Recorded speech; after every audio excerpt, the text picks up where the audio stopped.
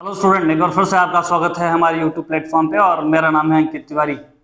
मेरे प्यारे बच्चों, कंट्रोल एंड कोऑर्डिनेशन की 6वें सीरीज में हम ये बात करने वाले हैं कि कैसे ह्यूमन बीइंग के अंदर न्यूरॉन्स जो है वो दिखती हैं और न्यूरॉन कैसे न्यूरल सिग्नल यानी कि नर्व इंपल्स को एक पार्ट ऑफ द बॉडी से दूसरे पार्ट ऑफ द बॉडी को ट्रांसमिट करते हैं।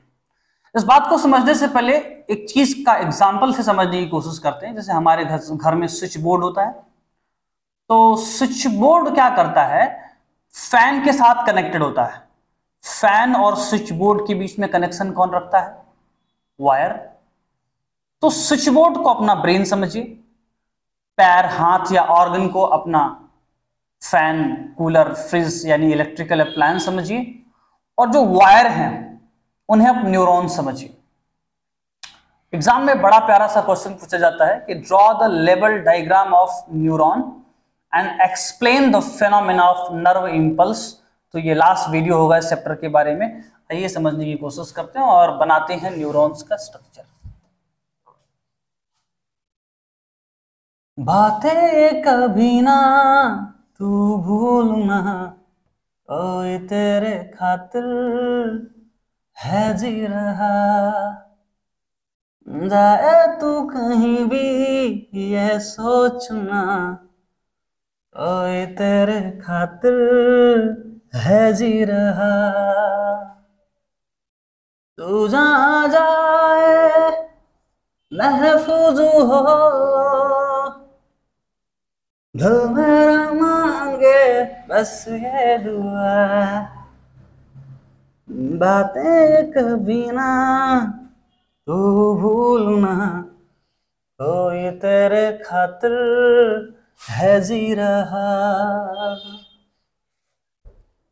ये देखो, तो बातचीत करने वाले थे किसके बारे में? बातचीत करने वाले थे बेटा किसके बारे में? न्यूरॉन्स के बारे में। और न्यूरॉन्स की बातचीत करते करते मैंने कहा कि देखो ये न्यूरॉन्स का स्ट्रक्चर है।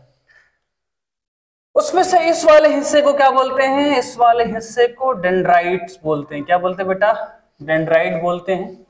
ये वाले हिस्सा सेल बॉडी कहलाता है और ये वाला हिस्सा जो है वो एक्सॉन कहलाता है। ठीक है, अब इस एक्सॉन के ऊपर एक सेल पाई जाती है, स्पेसिफिक तरह की सेल पाई जाती है जिसे हम बायो की भाषा में स्वान सेल कहते हैं। कौन सा सेल कहते हैं?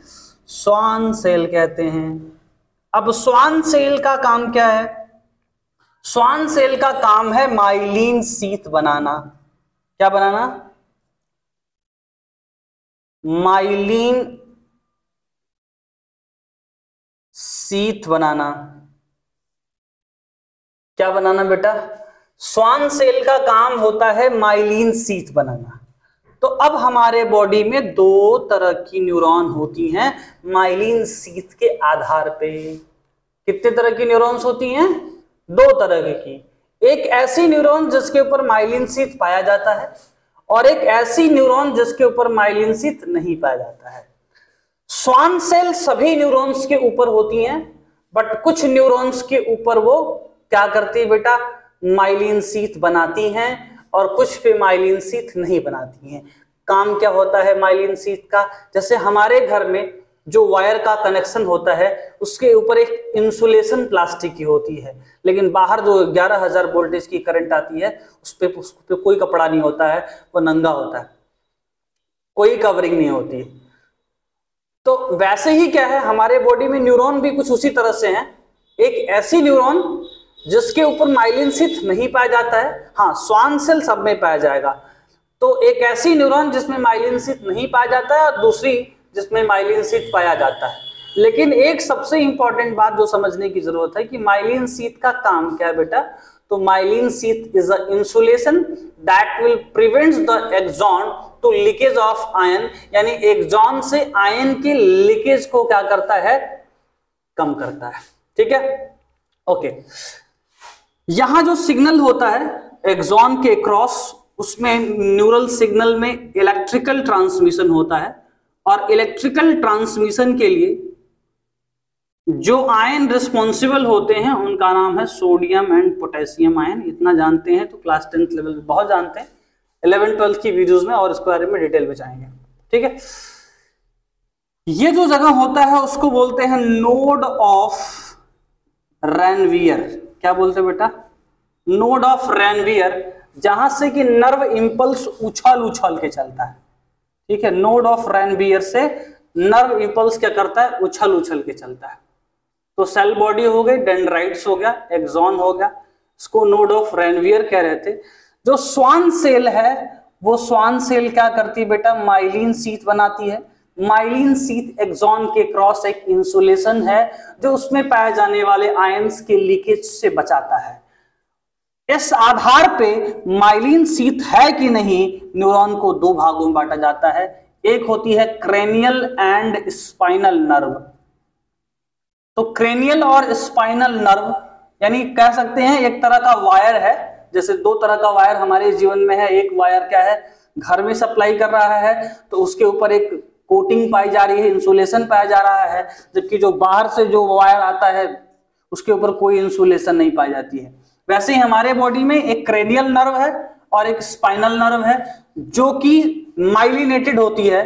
जबकि नॉन माइलिनेटेड की बात करें तो एक होता है सोमैटिक नर्वस सिस्टम और एक होता है ऑटोनॉमस नर्वस सिस्टम।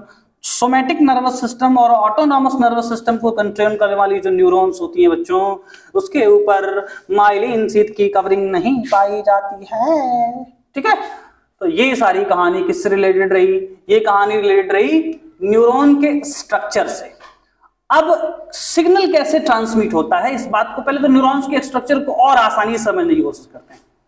ये मेरा हाथ देखो, ये मेरा हाथ आपको न्यूरॉन की तरह नजर आएगा। ध्यान से गौर फरमाने की कोशिश करिएगा। देखो बेटा, ये डेंड्राइट्स है, ये सेल बॉडी है और ये एक्सॉन है। अब एक ऐसे हो गया, दूसरा न्यूरॉन्स ऐसे कनेक्टेड है, ऐसे एक लंबा नेटवर्क बॉडी में पूरा फैला हुआ है। एक लंबा नेटवर्क पूरे बॉडी में फैला हुआ है वायर की तरह, जो एक पार्ट ऑफ द बॉडी से दूसरे पार्ट ऑफ द बॉडी को, या कह सकते हैं ब्रेन से सिग्नल सभी पार्ट ऑफ द बॉडी को सेंड करने और रिसीव करने का काम करता है। ठीक है बेटा, चीजें क्लियर है? ओके, नाउ इसको मिटाते हैं जी। और मिटा रहे हैं क्या? इसी में कुछ चीजें ऐड करने की कोशिश करते हैं। एक्सॉन के अक्रॉस इलेक्ट्रिकल ट्रांसमिशन तो होती है, लेकिन जब एक न्यूरॉन दूसरे न्यूरॉन के कनेक्शन में आती है, जैसे मैं एक दूसरा न्यूरॉन बनाता हूं, तो एक न्यूरॉन दूसरे न्यूरॉन्स के बीच में जब कनेक्शन में आती है तो उनके बीच में केमिकल ट्रांसमिशन होता है। जिस जगह से होता है उस जगह को हम सिनेप्टिक नोब या सिनेप्टिक बल्ब कहते हैं। सॉरी, उस जगह को क्या कहते हैं? सिनेप्टिक नोब और सिनेप्टिक बल्ब कहते हैं। क्या कहते हैं बेटा? सिनेप्टिक नोब या सिनेप्टिक बल्ब कहते हैं। ठीक है, यहां से नर्व इंपल्स ट्रांसमिट होता है, फिर ये आगे बढ़ा, फिर ये और आगे बढ़ेगा, फिर दूसरे न्यूरॉन्स का टर्मिनल बन जाएगा। अगर सिनेप्टिक नोब या सिनेप्टिक बल्ब के स्ट्रक्चर को जूम करके देखा जाए, इसको बना लीजिएगा आप एक बार। सिनेप्टिक नोब या सिनेप्टिक बल्ब के स्ट्रक्चर को जूम करके देखा जाए तो ये कुछ ऐसा दिखता है। इसमें ऐसे हिस्से होते हैं, इसको बोलते हैं प्री सिनेप्टिक मेम्ब्रेन। क्या बोलते हैं इसको? इसको बोलेंगे प्री सिनेप्टिक मेम्ब्रेन।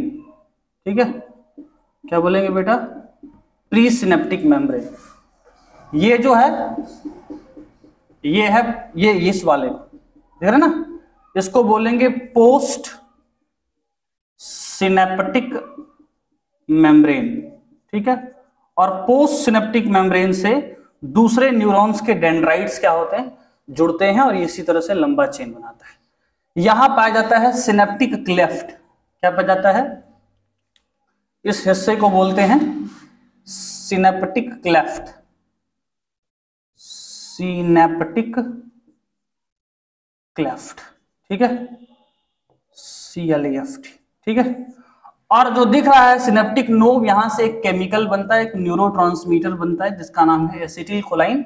ये न्यूरोट्रांसमीटर यहां से सिग्नल इस सिनेप्स को, इस पूरे स्ट्रक्चर को, ये जो दिख रहा है ना, pre synaptic membrane, synaptic cleft और पोस्ट सिनेप्टिक मेम्ब्रेन पूरे को मिलाकर क्या बोलते हैं, सिनेप्स बोलते हैं, ठीक है। और ये जो देख रहे हैं सिनेप्टिक नोब या सिनेप्टिक बल्ब, वहां स्ट्रक्चर पाया जाएगा वेसिकल्स, क्या पाया जाएगा, वेसिकल्स। और इस वेसिकल से न्यूरोट्रांसमीटर निकलते हैं जिसका नाम है एसिटिलकोलाइन, जो एक न्यूरॉन से दूसरे न्यूरॉन को केमिकल ट्रांसमिशन कराने का काम करता है। तो इस तरह से हमारे बॉडी में नर्व इंपल्स का ट्रांसमिशन होता है।